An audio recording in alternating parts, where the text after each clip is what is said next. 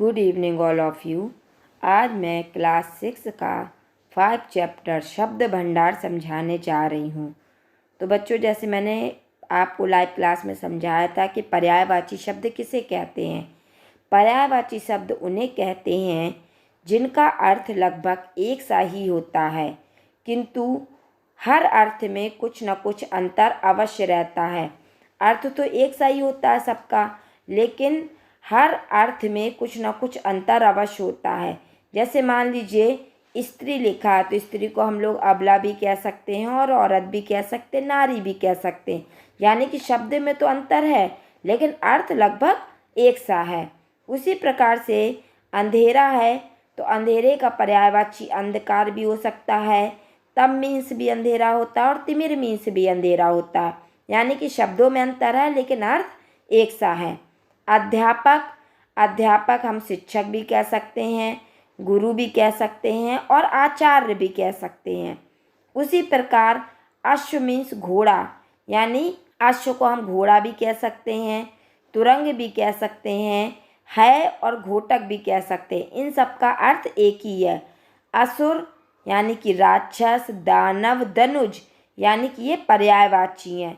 उसी प्रकार से अहंकार अहम मीन्स भी अहंकार, घमंड मीन्स भी अहंकार, अभिमान मीन्स भी अहंकार और गर्व मीन्स भी अहंकार।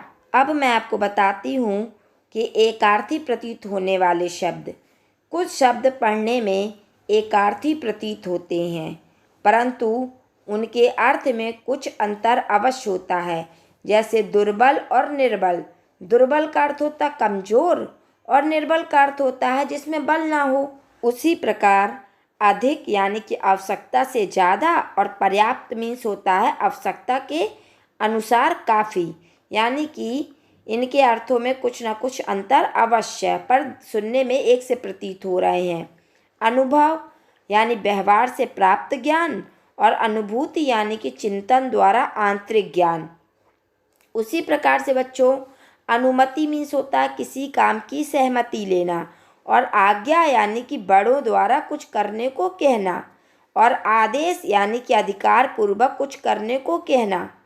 उसी प्रकार से अपराध मीन्स होता है कानून के विरुद्ध कार्य करना और पाप मीन्स होता है समाज और धर्म के नियमों के विरुद्ध कार्य करना।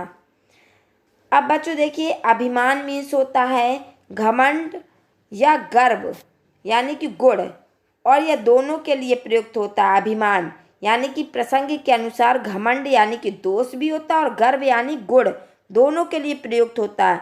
उसी प्रकार से अहंकार घमंड यानी दोष और गर्व यानी कि गुण। गर्व मीन्स होता है गुण और अहंकार मीन्स होता है दोष। अब मैं बताऊंगी आपको विलोम शब्द किसे कहते हैं। जो शब्द अर्थ की दृष्टि से एक दूसरे के विरोधी होते हैं या एक दूसरे का उल्टा अर्थ बताते हैं उन्हें हम विलोम शब्द के नाम से जानते हैं। जैसे दिन का रात, अंदर का बाहर, अंधकार का प्रकाश, अंधेरा का उजाला, अगला का पिछला, अच्छा का बुरा, अधिक का कम, अधर्म का धर्म और अनाथ का सनाथ। अब मैं आपको बताऊंगी अनेकार्थी शब्द क्या हैं। अनेकार्थी शब्द वे शब्द हैं जिनके एक से अधिक अर्थ हों। जैसे हार का एक अर्थ है गले का हार और दूसरा पराजय, यानी कि एक शब्द के कई अर्थ निकलते हैं, उन्हें हम अनेकार्थी शब्द के नाम से जानते हैं। अंक मीन्स होता है गोद या संख्या और अंबर मीन्स आकाश, वस्त्र, कपास, यानी कि एक शब्द के कई अर्थ निकल रहे हैं यहाँ पर। उसी प्रकार से अनंत यानी कि ईश्वर, आकाश और अंतहीन। आम का आम यानी कि एक फल और आम मीन्स यानी कि सामान्य या मामूली। आराम यानी कि बाग, विश्राम या रोग का दूर होना।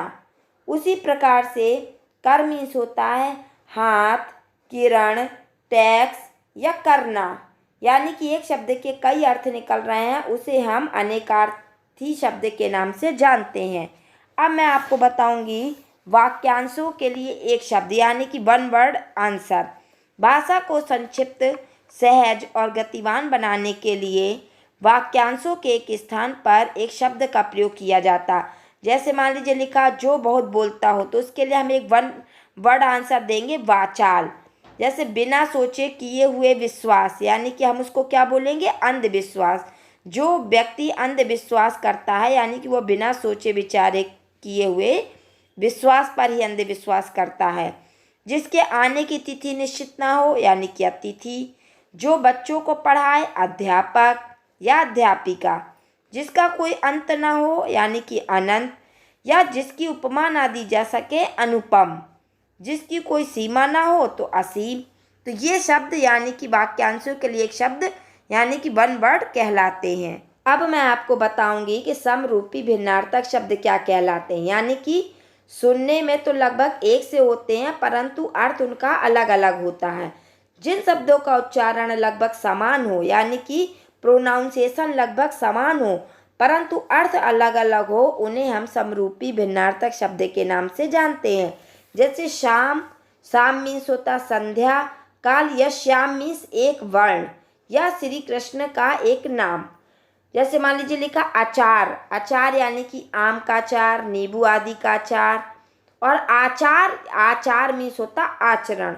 उसी प्रकार से अपेक्षा मीन्स होता उम्मीद या बढ़कर, और उपेक्षा मीन्स होता अनादर। यानी कि सुनने में लगभग दोनों शब्द एक से प्रतीत हो रहे हैं पर दोनों में अंतर है। जलज मीन्स होता कमल और जलद मीन्स बादल। दिन यानी कि दिवस और दीन यानी कि गरीब। दिशा यानी तरफ और दशा यानी कि हालत। तो ये दोनों सुनने में एक से लग रहा है लेकिन दोनों में अंतर जरूर है।